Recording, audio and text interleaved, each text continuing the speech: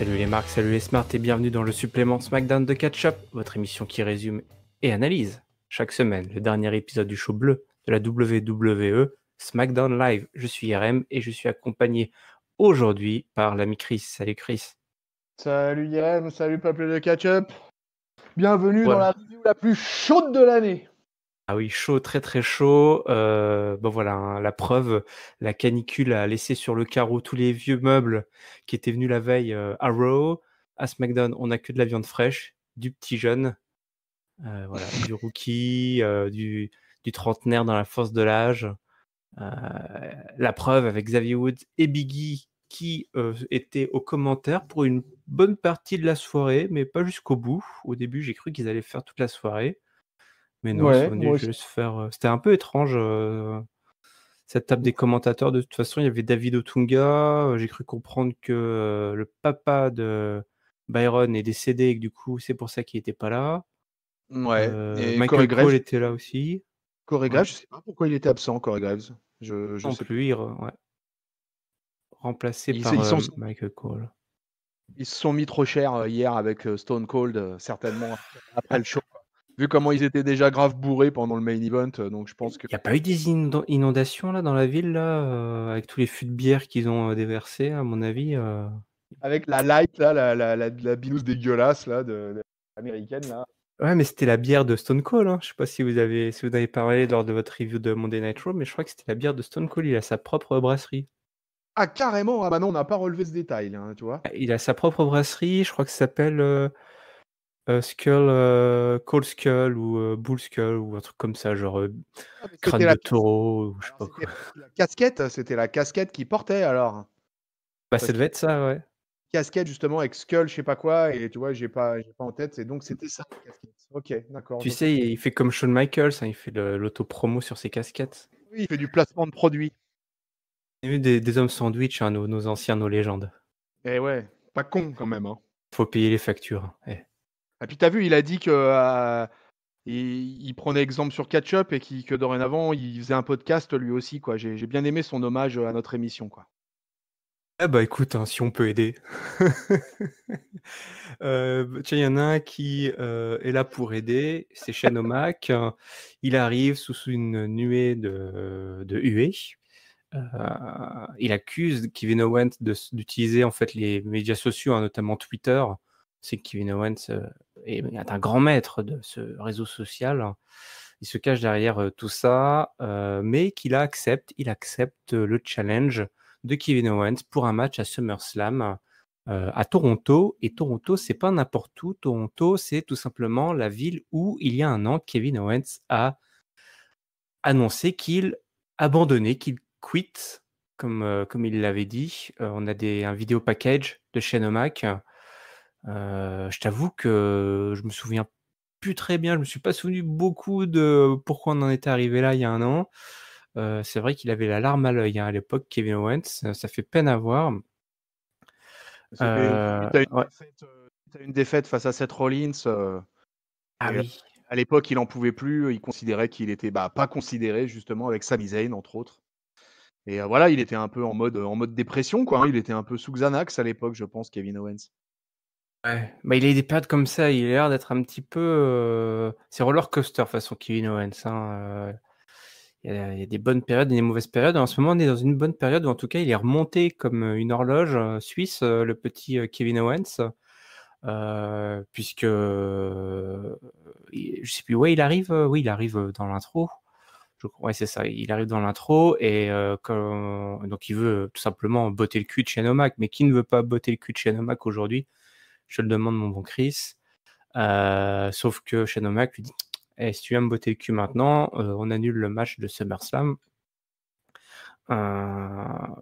Et d'ailleurs, Kevin Owens dit qu'il était, voilà, il y a un an, effectivement, il était au plus bas, mais qu'aujourd'hui, il est un homme nouveau, l'homme du peuple. Il veut la peau de Shane O'Mac.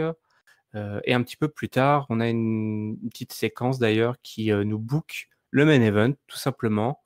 On aura droit à Kevin Owens face à Roman Reigns, donc les deux chouchous de Shane O'Mac, et pas n'importe quelle configuration, puisque Shane O'Mac sera l'annonceur, Drew McIntyre sera l'arbitre, et notre ami Elias sera l'homme, le timekeeper, le gardien du temps pour notre main event. Qu'est-ce que tu as pensé de cette intro pleine d'énergie avec un Kevin Owens retrouvé? Oui, effectivement, de l'énergie, effectivement. Alors la veille avec Ringside, comment dire ça? J'étais heureux en fait qu'à Raw, on n'avait pas vu de McMahon et on n'avait pas vu Shane en particulier. Bon, bah, voilà, la SmackDown commence et direct, ça commence direct avec Shane.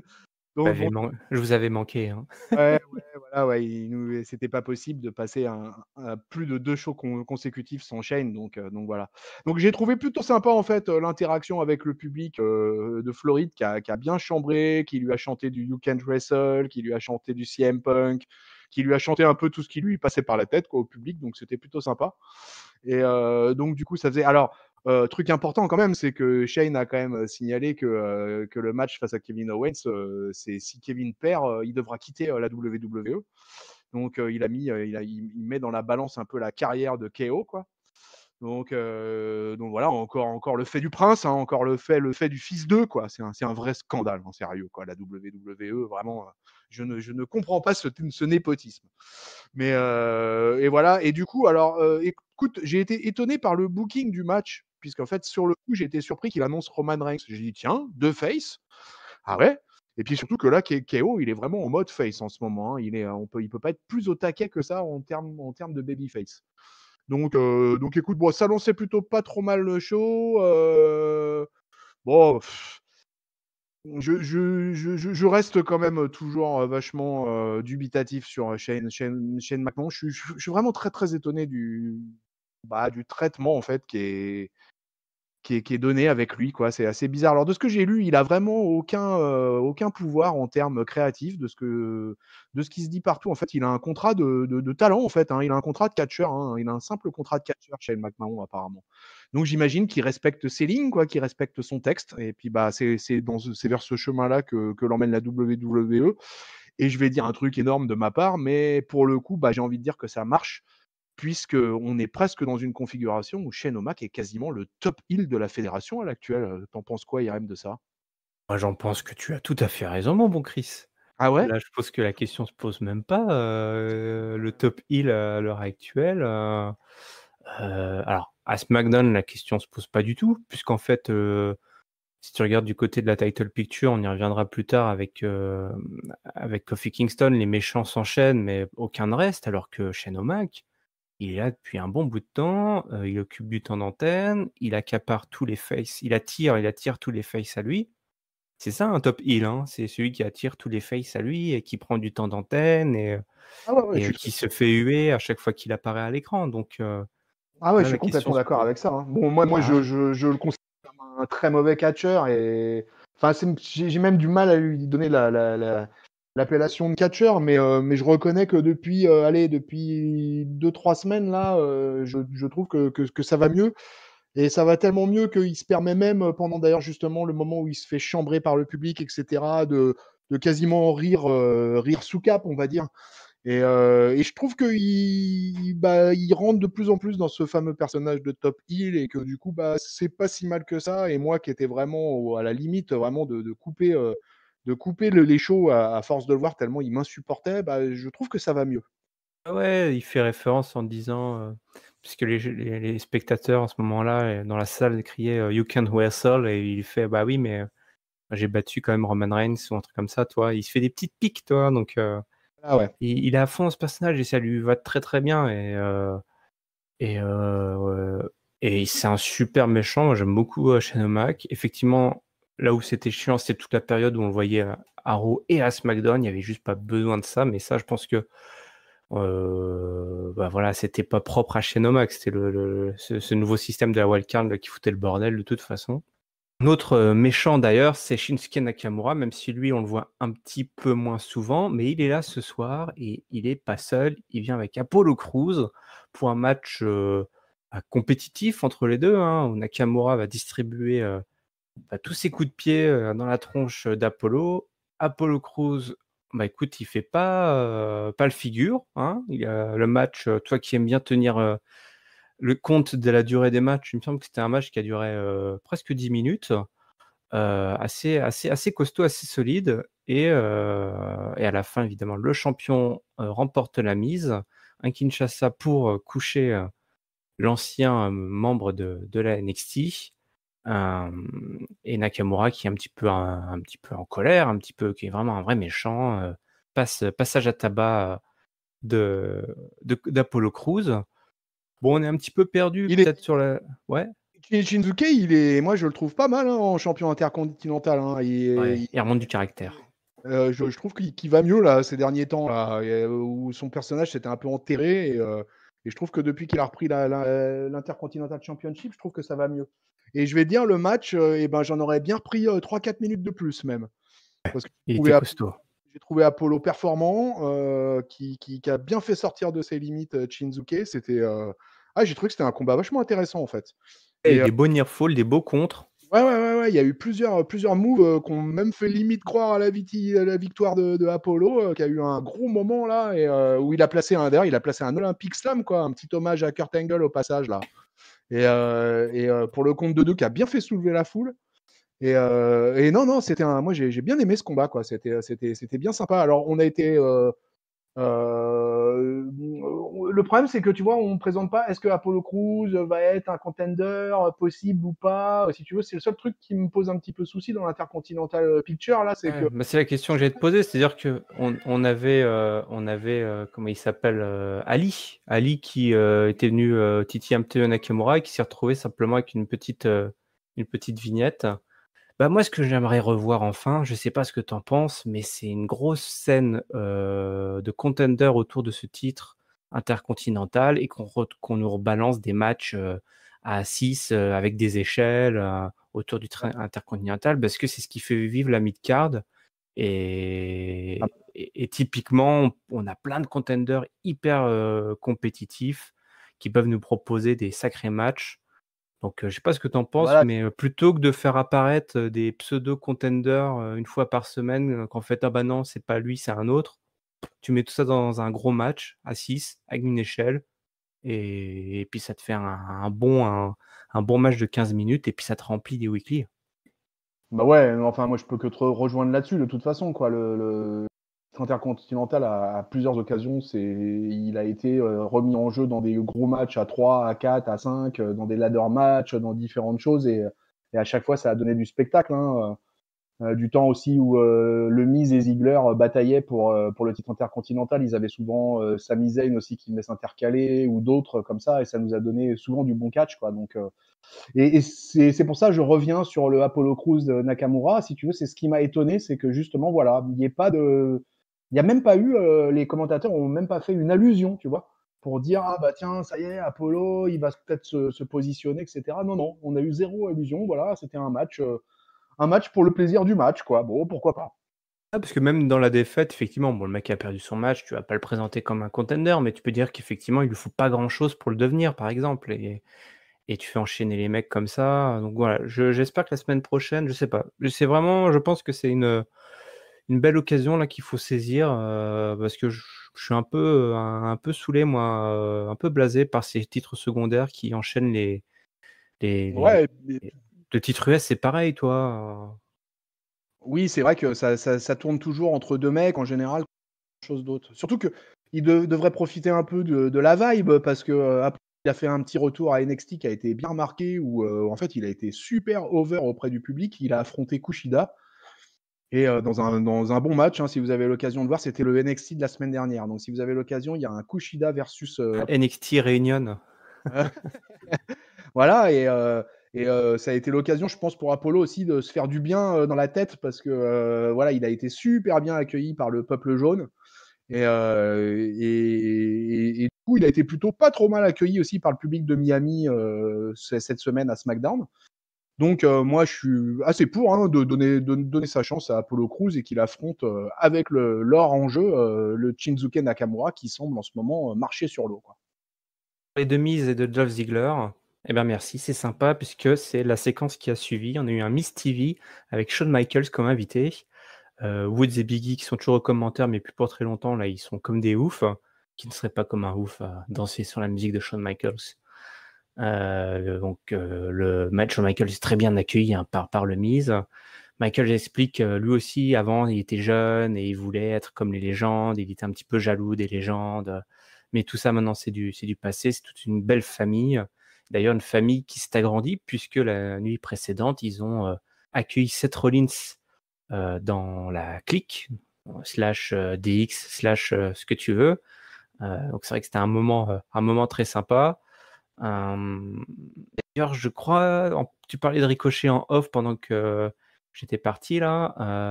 Il y avait des histoires comme quoi c'était Ricochet qui était prévu à la base Ouais, c'était de ça à la Seth Rollins. base. Non, mais en Ouais, fait, vous en aviez parlé dans. on en a parlé pendant la review de Raw et D'accord, effectivement, il était blessé, Ricochet, et c'était lui qui était prévu sur le segment, pas sur le segment du Miss TV et tout ça, mais sur le segment du bien match. sûr. Mm. Voilà, il était censé affronter Jay Styles et parce que Triple H voulait justement mettre over Ricochet. Non déplaise à Giscal. Bon, tout ça de toute façon, c'est la famille, c'est tout ça, ce sont les enfants de Triple H, donc ils sont tous membres de la clique sans le savoir.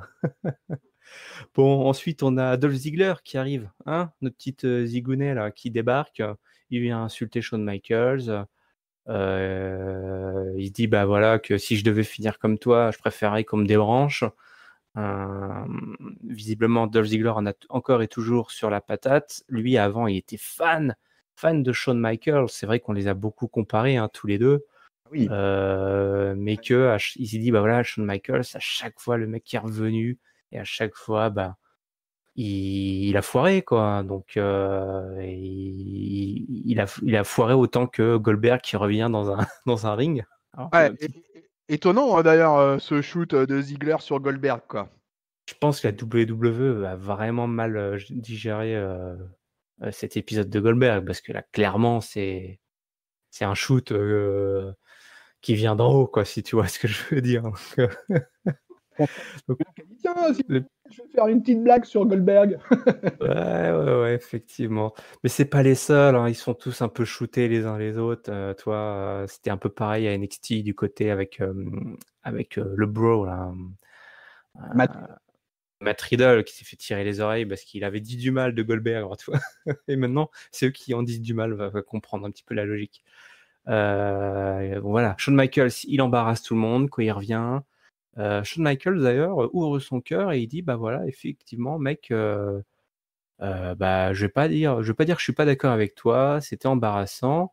Alors, concrètement, de quoi il parle à ce moment-là? Est-ce qu'il parle de son match quand il est revenu avec Triple H?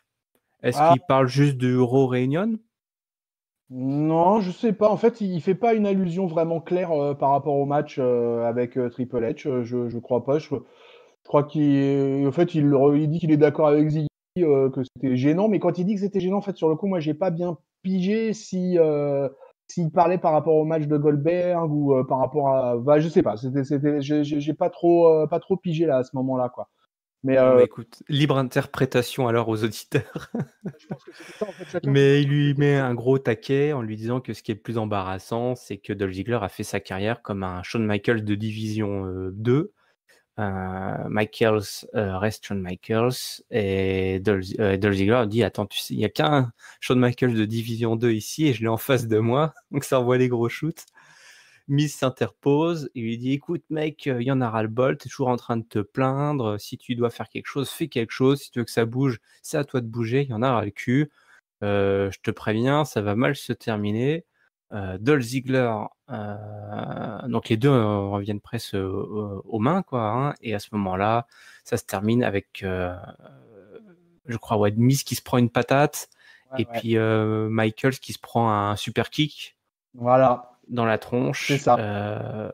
pour clôturer ce segment qui, ma foi, écoute, était très organique. Et il y avait quand même plein de ficelles tirées entre tous ces trois-là. C'est vrai qu'ils sont vachement liés. Qu'est-ce que t'en as pensé? Bah écoute, j'en ai pensé. Bah, le Miz est habitué, hein, c'est des gars, ça fait, j'ai presque envie de dire que c'est une feud au long cours, hein, tous les deux. Hein. Ils se suivent depuis tellement d'années, ils se sont partagés le titre intercontinental pendant plusieurs mois. Donc je pense qu'il y a une alchimie naturelle qui se passe. En plus, je sais que c'est deux super potes dans la vie de tous les jours, donc j'imagine que pour eux, ça doit être jouissif de faire un segment pareil.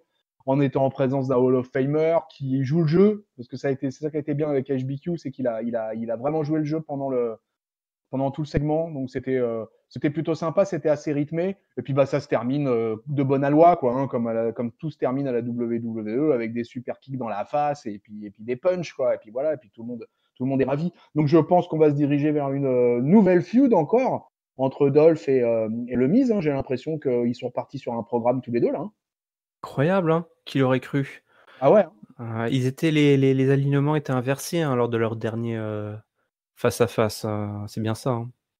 Et oui, Ziggler c'est était ça, ouais, face. c'était qui était le face, quoi, à l'époque. Effectivement, de toute façon, les deux là, c'est du cuit. Et j'ai bien aimé vraiment Shawn Michaels. Ça a été vraiment super. J'ai trouvé, ils ont vraiment trouvé une bonne, comment dire, un bon script pour cette séquence promo. Moi, j'étais vraiment à fond dedans. Voilà. Shawn Michaels qui vient un petit peu mettre over une rivalité là, qui vient se bouffer un super kick. On joue un petit peu effectivement sur tout ce qui se dit, tout ce qui se fait, l'historique entre les gars, les comparaisons qui sont faites, les passages de flambeau, un peu d'humour, voilà, tout ça. Et puis les mecs qui sont à bout de nerfs, tout ça fait que ça repart. Bon, alors ouais, rien de neuf, effectivement. Peut-être qu'il y en a qui vont trouver que Miz versus Dolph Ziggler, c'est du réchauffé. Bah ouais, c'est un peu du réchauffé, mais voilà, c'est des mecs qui ont une vraie alchimie, qui ont une vraie histoire, donc autant capitaliser dessus. Une autre sur laquelle on capitalise vachement, bah, c'est Charlotte. J'en avais parlé avec Giscard la semaine dernière. C'était bizarre, hein, cette Charlotte en dehors de la title picture de SummerSlam. Bah, elle le dit elle-même. Hein. Un SummerSlam sans Charlotte, c'est comme, C'est pas normal. c'est comme un mois de juillet sans canicule. C'est pas normal.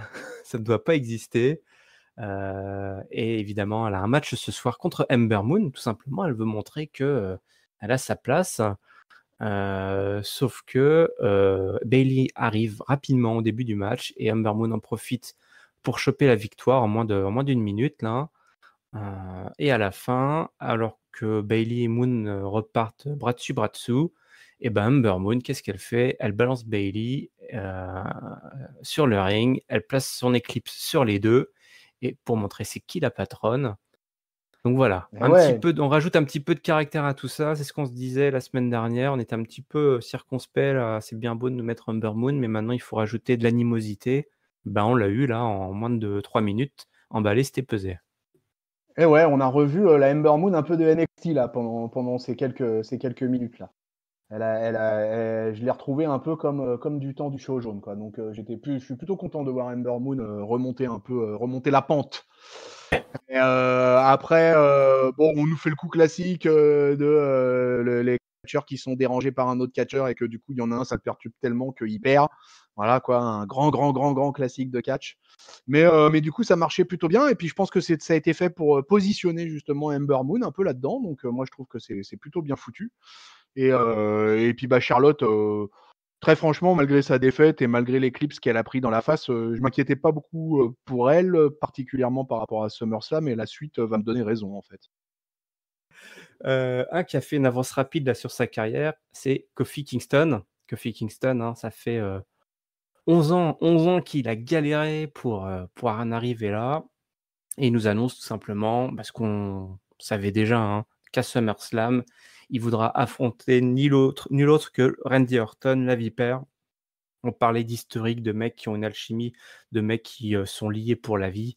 Et ben Kofi et Randy, c'est ça, c'est frère de sang, mais du mauvais sang entre Randy Orton et Kofi, puisque Kofi, lui, il nous raconte un petit peu avec des images d'archives à l'appui, que au Madison Square Garden, là, il y a 11 ans, ils avaient eu un énorme match, et que Kofi lui avait botté le cul, mais que, alors qu'il pensait que ça allait propulser sur la scène du main event, ça ne s'est pas arrivé, parce que Orton a tiré les ficelles en coulisses, joué de son influence pour enterrer Kofi Kingston, hein, lui mettre la tête sous l'eau.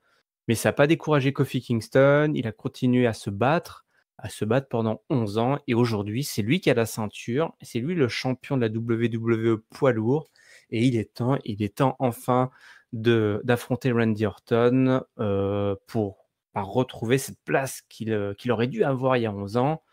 Orton lui répond que lui, il est au top depuis 18 ans et qu'effectivement, et ça c'était terrible, j'ai adoré, il lui fait, tu dis que j'ai joué de mon influence pour te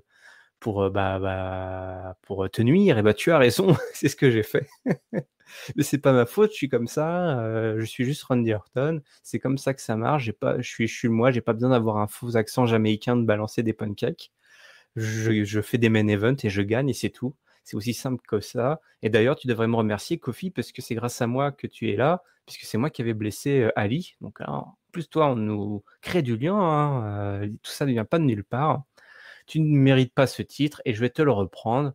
Donc, j'accepte ton match. Avant de passer à la suite, qu'est-ce que tu as pensé de cette grosse promo qui, bah, écoute, presque, je sais pas toi, mais moi j'attendais depuis un bon bout de temps et je suis plutôt satisfait là. Ouais, moi je suis un petit peu partagé là en fait là. Pas tellement par la qualité de la promo parce que l'échange entre les deux était plutôt sympa. Et effectivement, j'ai bien aimé qu'Orton signale voilà, que lui, il a pas besoin de pancake, et cetera. L'accent jamaïcain, rappeler tout ça, c'était assez sympa parce que ça place aussi un peu l'historique entre les deux mecs et puis le fait que là, on est face à deux gars qui sont quand même là depuis des années et des années. Donc les retrouver tous les deux. Ouais. Ça récompense aussi les spectateurs, toi. Hein. Fait, ah ouais, toi, les petites anecdotes dont on se souvient. Ouais, et puis en plus, bon, Kofi, encore une fois, il a droit à une pop phénoménale du public de Miami, là. C'était assez puissant, ça. Et voilà, moi, je veux dire, ce qui me pose problème dans cette histoire, Dis-nous. voilà, c'est le champion qui vient dire: ah bah moi je veux affronter machin, moi je veux affronter truc, moi je veux affronter bidule. T'aimes Euh, pas ça. ah, moi j'aime bien quand il y a de la compétition et là il n'y a pas de compétition quoi. C'est le mec qui choisit et c'est le champion qui choisit. Il y a aucun match qui définit un number one contender. Il n'y a pas un petit tournoi. Il n'y a pas, je sais pas moi, un four way.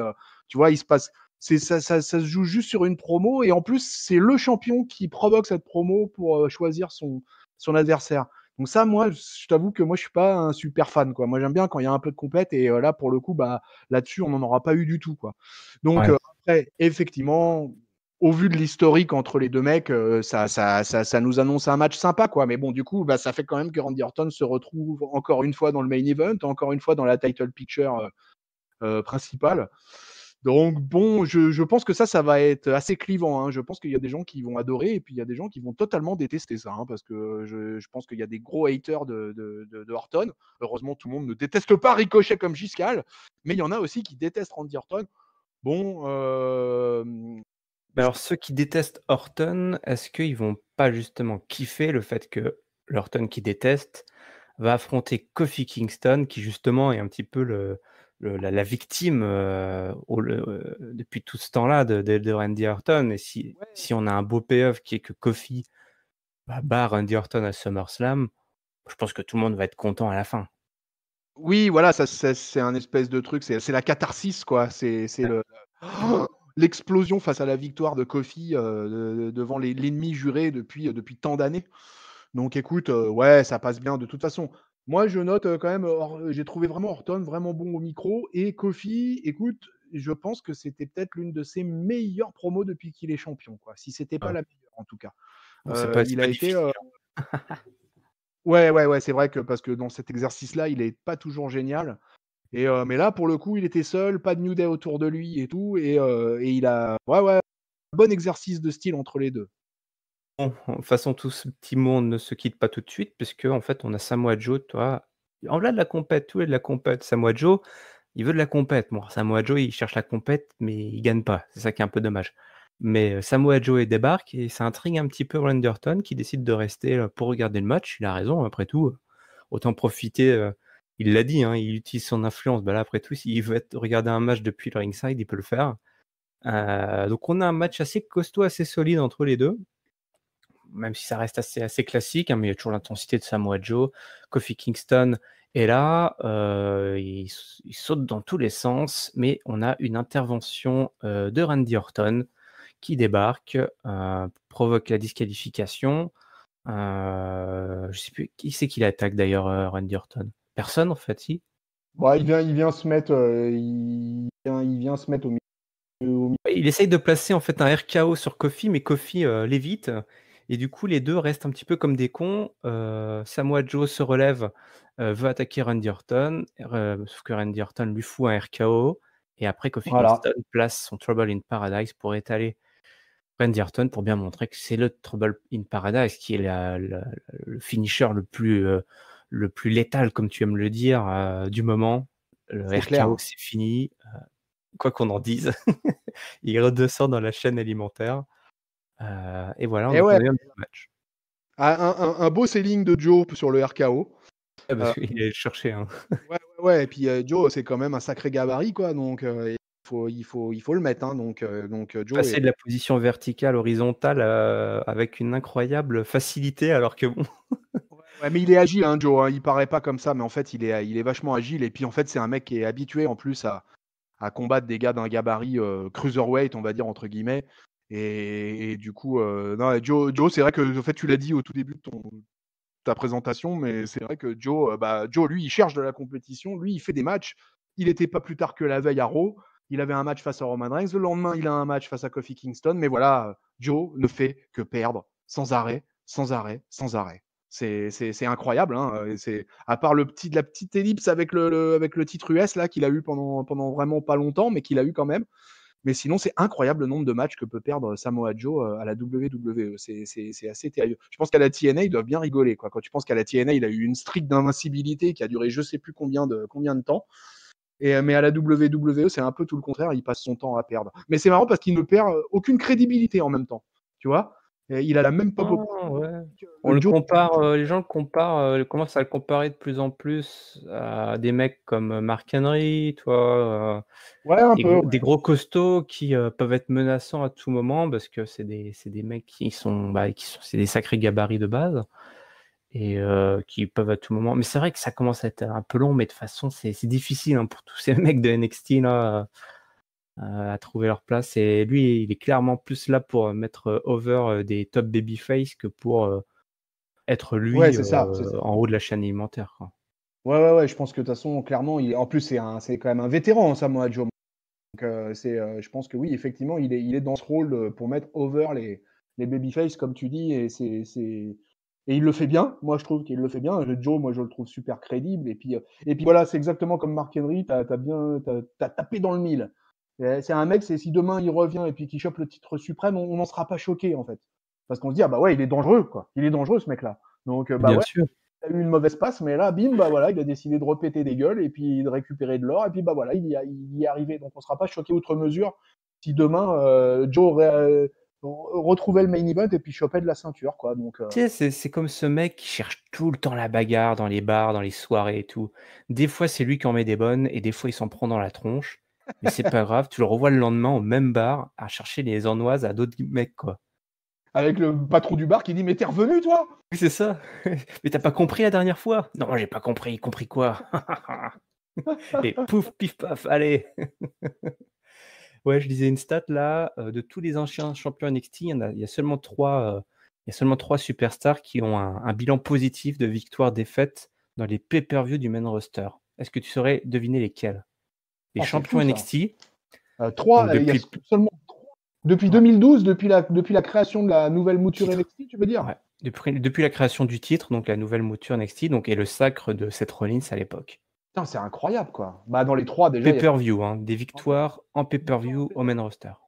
la vache. Et bah écoute, je dirais Seth Rollins pour le coup. Et Seth puis Rollins, 62%. 62% Seth Rollins, la vache. Gagné 45 matchs en pay-per-view, ce qui veut déjà je me dis: «Mais le mec il est là depuis, une blinde quoi», parce qu'il est là alors qu'il était blessé. Ah, 45 victoires, 27 défaites et 1 match nul visiblement.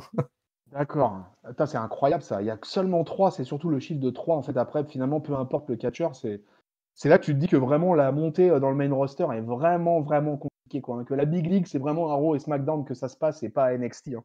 Moi, j'adore NXT, hein, mais par contre, moi, j'ai toujours, toujours, toujours considéré que c'était la brande de développement et que fatalement, on pouvait difficilement en fait faire des comparaisons avec le main roster et avec NXT. Et puis, Totalement un univers parallèle.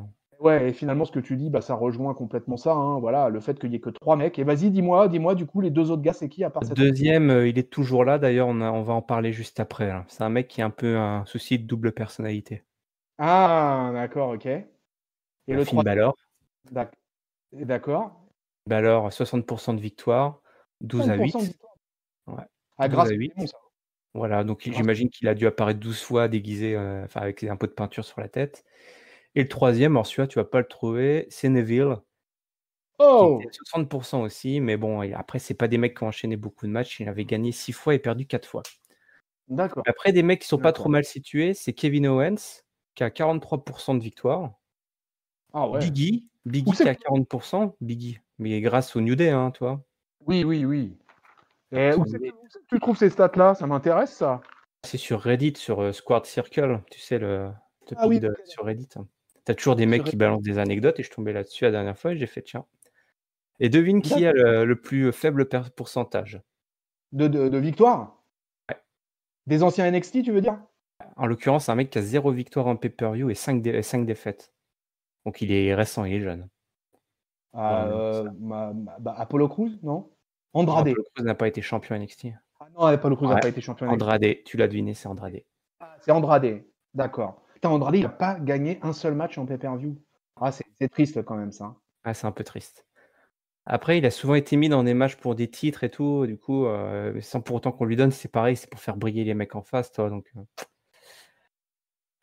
Et pourtant, Drew McIntyre, c'est sale aussi, hein, il est à 20%, hein. 2 défaites, 2 victoires, 8 défaites, hein. oh la vache, putain, c'est fou ça. Chaud pour McIntyre, hein. Je veux bien qu'on continue d'attendre pour lui, mais bon, après, tout ça, ça veut rien dire, hein, parce que Giscal va nous ressortir le ratio de victoire de Roman Reigns, qui effectivement est pas forcément joli.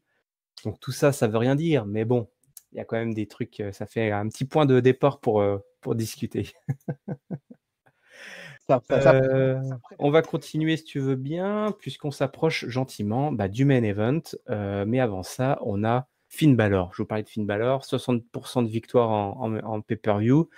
Mais la dernière fois, il s'est fait retourner le cucu par Bray Wyatt.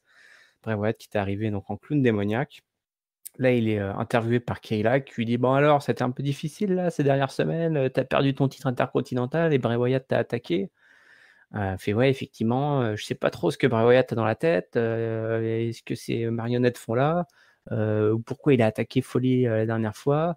J'ai aucune explication. Je sais pas si il revient chercher solder des vieux comptes ou en faire des nouveaux. Ça, je trouve ça pas mal parce que voilà, ça rappelle un petit peu leur rivalité qu'ils avaient eue, un petit peu une rivalité qu'on aurait aimé oublier, ceci dit. Hem Et Bray Wyatt apparaît à l'écran. Bray Wyatt apparaît à l'écran puisque Finn Balor veut affronter Bray Wyatt à SummerSlam. Et c'est Bray Wyatt, mais en version la Firefly Funhouse, hein, qui nous accueille. Ouais. C'est notre Bray Wyatt, présentateur d'émissions jeunesse. Il explique que lui et les marionnettes sont des grands fans de Finn Balor, mais pas The Fiend, donc pas le clone maléfique. Non, le clone maléfique, lui, il n'est pas fan du tout de Ah ouais. Finn Balor. Et le clone maléfique accepte le challenge à SummerSlam. Et du coup, on aura un match qu'on n'était pas forcément sûr d'avoir. Moi, j'étais pas certain. Je pensais que Finn Balor allait partir en vacances, mais non.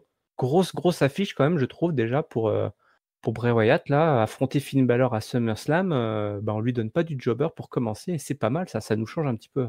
Ouais, c'est bien, ouais. Moi, je suis pas mécontent. Bon, après, j'espérais le seul truc, c'est que j'espérais quand même que le clown démoniaque, il allait être balancé dans du très, très lourd et bon, finalement, ils ont choisi Baylor.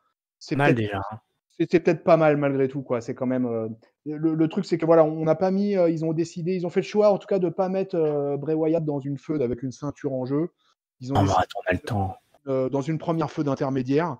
C'est peut-être, je pense que c'est certainement pas mal pour se construire le personnage. Et après, moi, je vais être un enthousiaste à mort parce que j'ai adoré le segment en fait. J'ai trouvé ça génial. J'ai trouvé génialissime le fait que quand Baylor a arrêté de parler, que ça soit le Titantron qui s'allume et que ça soit Wyatt qui apparaisse dans sa version Firefly. Et puis qu'au fur et à mesure du segment, il joue vraiment bien le truc, quoi. Et au fur et à mesure, il a un jeu au niveau du regard et tout ça que je trouve assez super, quoi. Et, euh, et j'ai trouvé ça vachement bien foutu. Et qu'en fait, il parle au nom du clown maléfique. Et alors qu'on sent qu'en lui, en même temps, ça boue, tu vois, quoi, à l'intérieur, quoi. Et vraiment, hein, moi, j'ai trouvé ça génial. Et ouais, ça a été un très bon moment de ce SmackDown, j'ai trouvé. Ça a été assez, Et mais c'est très bon avec le Let Me In pour finir et puis finalement le film qui apparaît à l'écran. Et ben j'ai trouvé que c'était super bien foutu. ah ouais. Ouais, d'ailleurs, il dit que donc The Fiend, donc ce clown-là, lui, il se souvient. Donc il y a vraiment ce côté, ce Bray Wyatt là de la Firefly Funhouse, c'est vraiment le mec qui pardonne, qui a conscience du passé et qui passe à autre chose, qui a appris de ses erreurs. Mais au fond de lui, il a ce fameux clown maléfique là, qui lui se souvient et qui veut se venger visiblement. Donc ça peut être une story pas mal, hein, de venir chercher des noises peut-être à tous ces mecs à qui il en a eu après, quand à l'époque où il était gourou. Donc tout ça est assez intriguant. Moi, ce qui m'intéresse aussi vachement, ce sera l'issue de ce match un petit peu, toi. Qu'est-ce que ça va vraiment démarrer par rapport au personnage? Comment le personnage en fait se traduit dans le ring évidemment, mais après qu'est-ce qui arrive au mec qui rencontre, toi? Est-ce qu'il les démolit? Est-ce que toi, qu'est-ce qui se passe? Donc ça Avec c'est le mec, vachement il est intriguant. battu. Ouais, c'est vrai. Non, non, mais je pense qu'il y a plein de pistes ouvertes avec le nouveau personnage de Bray Wyatt et que moi, en tout cas, je suis hyper client du masque et tout ça. Bon, voilà, le peuple de Ketchup connaît mon amour immodéré pour les masques, mais je trouve génial que vraiment ils utilisent cet artifice à plein. Et vraiment, je trouve que c'est un personnage en plus qui peut être sur la durée. Ça, c'est important, quoi, parce qu'en catch, c'est souvent un peu difficile. Et là, pour le coup, Bray Wyatt, là, il a trouvé un personnage qui peut vraiment durer dans le temps. Vraiment, il me tarde de voir déjà ce qu'il va donner dans le ring. Et puis, il me tarde de voir sur quel genre de rivalité ils vont le lancer. Quand ils en auront fini avec Bella. Ouais. Bon, un à qui on n'en a pas fini, c'est Shane O'Mac, hein, puisqu'on le retrouve ce soir en spécial ring announcer. Ça me fait marrer parce qu'il se fait annoncer. Le spécial ring announcer se fait annoncer. Ça, c'est trop cool. Elias est là avec Drew, Drew McIntyre, à qui l'uniforme d'arbitre sied parfaitement. Genre, ils ont dû vraiment faire du sur-mesure là, parce que c'est pas possible. Il est clairement pas le gabarit des arbitres habituels. Roman Reigns, Kevin Owens sont là. Ça se bagarre, mais très rapidement, ça intervient dans tous les sens. Drew fout le bordel en tant qu'arbitre. Kevin Owens se débarrasse d'Elias. Ça se trash talk dans tous les sens. Shane se retrouve sur le ring également. Les Heels donc attaquent Roman Reigns et Kevin Owens. Mais voilà, tous les gentils prennent le dessus. Super kick sur Drew et Elias. Un gros spear et à la fin un stunner. Shane est mis sur le ring. Tout ce beau monde se regarde, la Roman Reigns, Kevin Owens, il y a de la testostérone, en veux-tu, en voilà. Superman Punch, le stunner. La foule est en délire. Kevin Owens stun une dernière fois Shane O'Mac. Pour le plaisir de la Et, foule, est-ce que c'est également pour le plaisir de Chris? je sais pas, c'est vraiment exceptionnel, mais je vais redonner encore un bon point à Shane. Parce que, alors, sur le stunner, autant Elias, mais il a super mal vendu le stunner de KO. Autant Shane, et bah, sur les deux, il en prend deux, hein, il prend deux stunners et il les vend super bien, quoi. Donc là, vraiment Je vais là-dessus, se faire pardonner de la dernière fois. je lui donne un bon point parce que là, vraiment super, super truc. Alors au début, écoute, ça se lançait un match Roman Reigns KO, mine de rien, c'est quand même un petit bonbon. C'était plutôt sympatoche, quoi. Moi, j'étais plutôt content de les voir s'affronter. Même si on sentait que les deux, ils étaient pas au taquet l'un contre l'autre, quoi. Que KO, il cherchait un peu à taper de la discute. C'était un peu complexe. Et puis avec au milieu, avec comme tu l'as dit, avec Drew McIntyre qui faisait un arbitre un peu particulier quand même. Euh, J'aimais bien, il venait se mettre dans le turnbuckle, il se mettait entre les deux, puis il poussait quand même un peu fort, quoi, tu vois, quoi. C'était assez sympa, quoi. Et puis bah ça part en couille parce que de toute façon c'était sûr que ça allait partir en couille cette affaire, mes amis. Voilà, quoi. Donc évidemment ça s'est lancé dans tous les sens et puis un match comme ça, de toute façon, ne peut que finir en vrille, quoi. Donc c'était plutôt sympa. Et puis vraiment, Keo, il est dans un état de nerf avec cette histoire de Shane. Là, parce que il trouve quand même, à la fin, il trouve le moyen de rechoper un micro et de dire que bah voilà que ce soir c'était rien, quoi. C'était rien par rapport à ce qui allait se passer à SummerSlam parce que il allait démonter Shane comme personne n'avait jamais vu Shane se faire démonter. Donc moi, j'attends que KO tienne ses promesses. Ah ouais, non, clairement, on tient un super babyface, effectivement, à la Stone Cold, évidemment. Enfin, là, il n'y a même pas besoin de justifier la comparaison, mais il a une énergie de ouf. Et j'ai trouvé, grosso modo, dans tout cet épisode à SmackDown, là, depuis quelques semaines, ils ont tous retrouvé une énergie ou un plaisir un petit peu d'être ensemble, de s'affronter, de se balancer des grosses punchlines.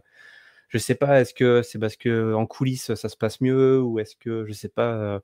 Ouais, avec l'histoire de la Wild Card Rule, il y a quand même eu quelques SmackDown qui étaient un petit peu moyennas ces dernières Ah semaines. ouais, non mais je te parle des deux, vraiment des 2-3 dernières semaines, pas plus. Hein.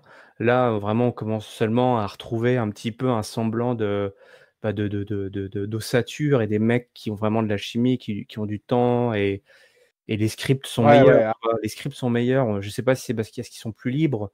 Ou est-ce que toi, entre on va arriver au mot de la fin, du coup, entre ce qui s'est passé à Miss TV et puis Kevin Owens qui fait un petit peu ce qu'il veut, à mon avis, là, il est au taquet. On a quand même des bonnes Ouais, grosses promos et du catch qui est je pense que au minimum solide, toi. Il n'y a Kevin, peut-être pas des show stealers chaque semaine, mais c'est toujours assez costaud. Donc, Kevin du coup, Owens, Kevin Owens, il a une liberté comme rarement on a vu depuis qu'il est là. Hein. Je l'ai je rarement pense vu qu'on lui a donné une carte blanche, là. Je l'ai rarement vu avoir autant de liberté au micro que ces derniers temps là.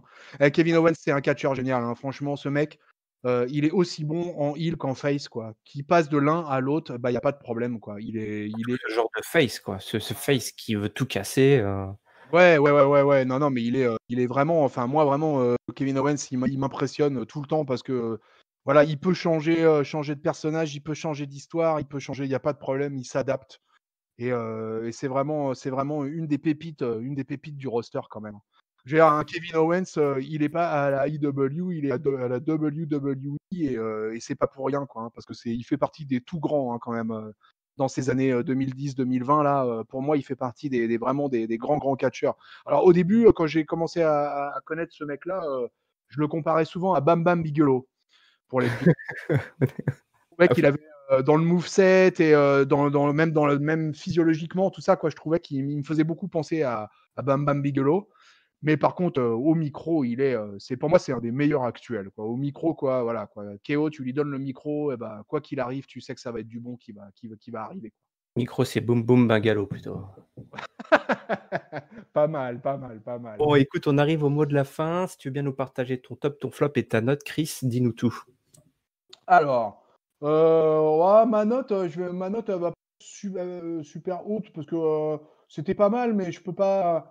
Je vais mettre un 3 ma note, Ah quoi. ouais, ah là là. Ouais, non, mais je change pas ma note de toute façon. Non, mais je me suis marré parce que Giscal nous a mis un 3,75 lui pour le SmackDown. Donc tu vois quoi. Moi je mets un 3 parce que j'ai trouvé que c'était un épisode sympa, mais voilà, sans plus, je peux pas dire que ça m'a plus emballé. J'étais plus chaud lundi soir face à Raw, mais bon, je pense que parce que le Raw c'était un épisode un peu exceptionnel avec le EHPAD Time là. Et du coup, c'était assez sympa et ça a donné pas mal de segments assez sympas.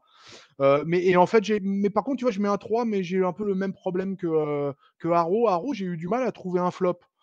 Et là, en fait, dans cette C'est un peu le cas pour beaucoup d'épisodes en ce moment. On a du mal à trouver des gros flops, quoi. dans cet épisode de SmackDown, j'ai un peu du mal à trouver un flop véritablement, quoi. Tu vois, quoi. Vraiment, il faudrait vraiment que je gratte un peu pour donner un flop. Alors, je vais mettre le flop, je vais le mettre justement à un segment dont on a peu ou pas parlé, je crois. C'est le fait que Mandy et Sonia Deville obtiennent un combat contre les Iconics. Voilà, ça sort de nulle part. Tout d'un coup, ah bah tiens, on va leur donner.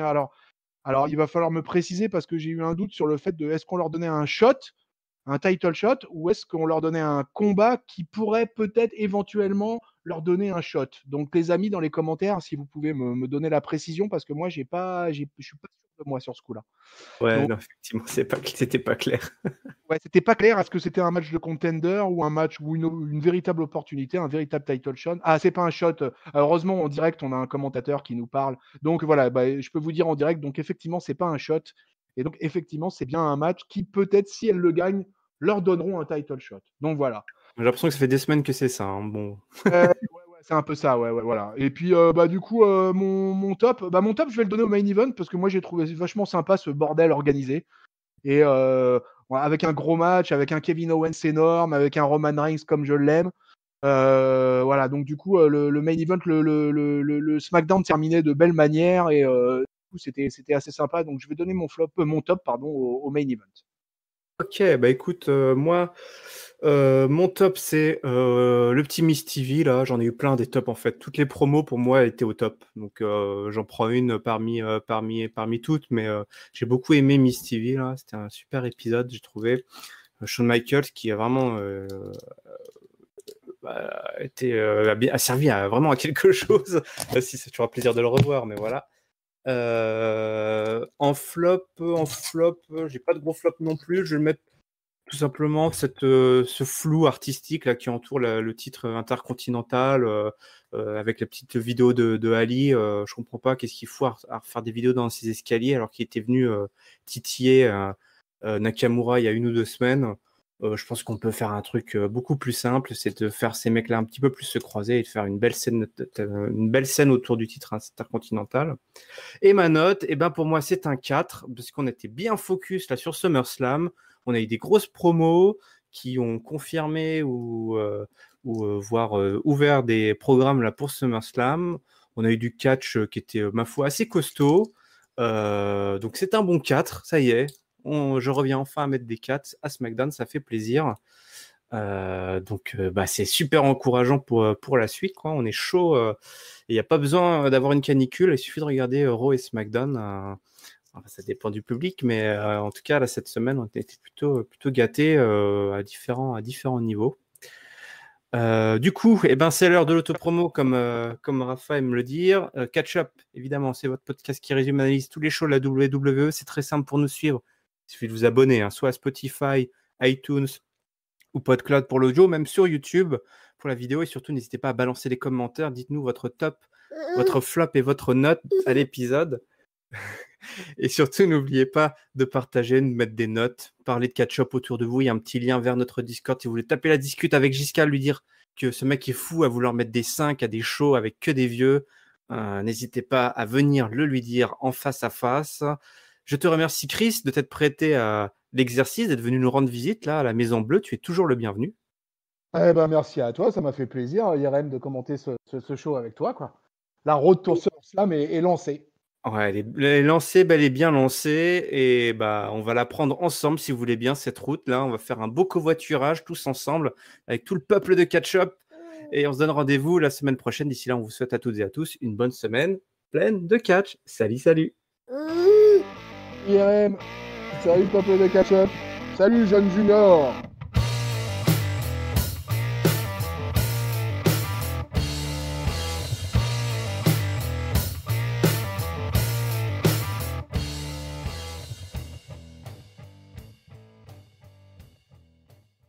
Bon voilà, c'est fini en fait là.